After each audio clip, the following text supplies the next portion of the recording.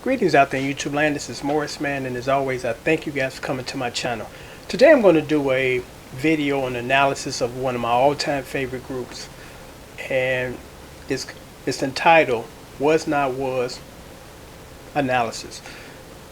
In my car, I've had two CDs that have been in there, well actually the car before and the car that I have now, been in there I'll say about 10 years, and I still listen to them to this day. The Was Not Was What Up Dog, and then the Was Not Was Are You Okay, and actually I got another one, Bobby Lyles, The Journey, jazz artist. But I look at them when I first heard Was Not Was, I automatically knew before I seen the physical makeup of the band that it was a by mixed band, meaning there were black artists and white artists together forming the group. And the reason why I knew that is because of this. When I first heard the vocals, of course, by Sweet Pea Atkins, who has an Otis Redding feel, so kind of a bluesy 60s feel, and Sir Henry Bowens. Of course, I knew those were soulful, singing black guys. But as far as the lyrical content, I knew that there was other people outside of blacks in that group because of the lyrical content. Because I don't know if most people know this, and I know this, from a fan standpoint, and it's also a professional in the music business. Unfortunately, for most black artists, writers, we're kind of pigeonholed to writing songs about I love you, I'm trying to get at you from a smoky disco room, and that's fine. But we can't go outside of those boundaries. I wrote a couple of songs that had nothing to do with love. It had to do with kind of the state of mind or life in general. And I couldn't get those published, even though they were great songs. But when I wrote, I love you, trying to get at you, I miss you, you broke my heart stuff, sold like hotcakes. And that's one thing that I do admire about my white counterparts in the business. They would write about anything, because I give you a good example.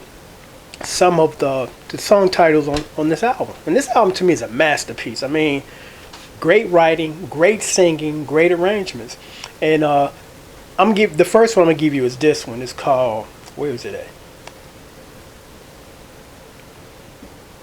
Okay, 11 miles an hour. You know what that's referring to? That was the speed that the motorcade that President Kennedy was going at that time. That was the speed of the motorcade. And it talks about the assassination of John F. Kennedy. We can't write stuff like that. The record companies say, well, it's not marketable, and we need to keep you singing and writing this stuff. So that's what I admire about my white counterparts, that they're able to write about different things. Because the big hit on this album was Walk the Dinosaur. I think Marcus Miller might have played bass on that. But it's pretty interesting because the concept is they're in Stone Age time with dinosaurs, but yet they're in modern times. And when you listen to the song, because I'm about to mess up one of the lines, but it says something about, what it was referring to was, I'm watching the dinosaurs, but when you fell asleep, I'm watching the passing cars. And it's like, it's kind of weird and quirky that they were able to put those two together and it worked. But, they've had a ton of hits. They've been around, I think, since the late 70s, because I think one of the first songs they did was Tell Me That I'm Not Dreaming. And then that song was a disco funk song. And in that song, they had a sample of Ronald Reagan saying, out of control, something to that effect. But they've been able to kind of mix and do various types of styles on their albums. Because I think most of us as artists want to do that. I mean, I don't want to put together 8 songs that are basically about the same thing. I'm trying to get at you and you're turning me on, girl. But I just read some of the titles off of this, because, again, instrument-wise, writing-wise, they're all over the place in a good sense. The first one is called Somewhere in America. This is a really nice ballad about this guy saying that there should be a tribute somewhere out there for my dad because he was a great guy. The second one, Spy in the House of Love, it's kind of an up-tempo dance thing. The third one, Out Come the Freaks, which has some really interesting, quirky lyrics. Earth the Doors is like an interlude.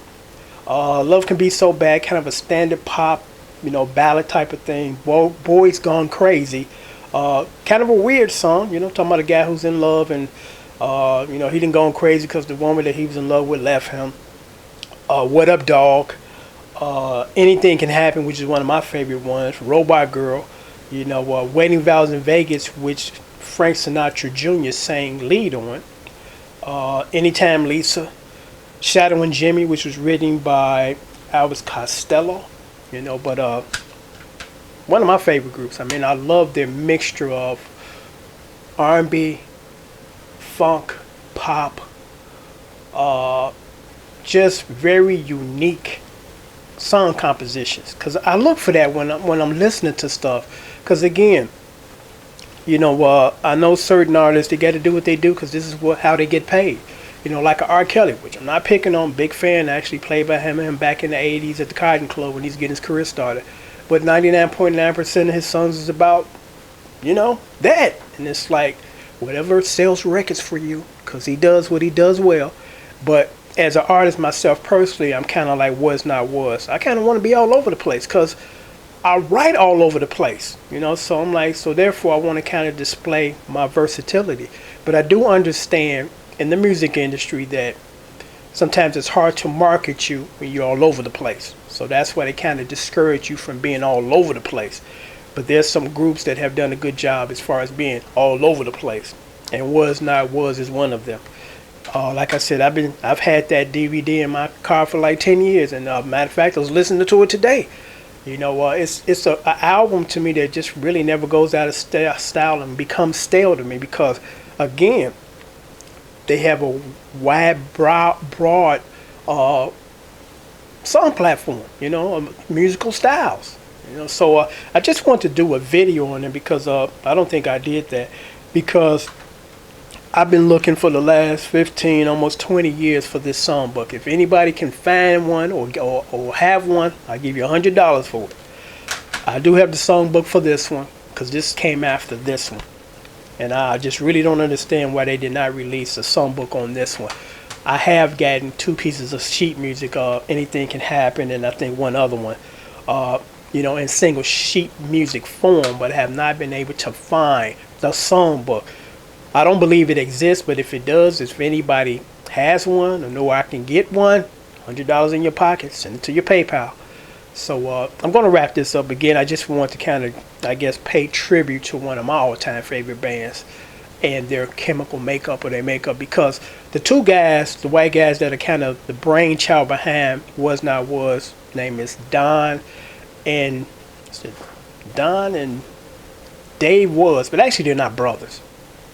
But great songwriters. I mean, tremendous songwriters, and they went and got 2 black guys that can sing their tail off. So until next time, take care. Thanks for watching.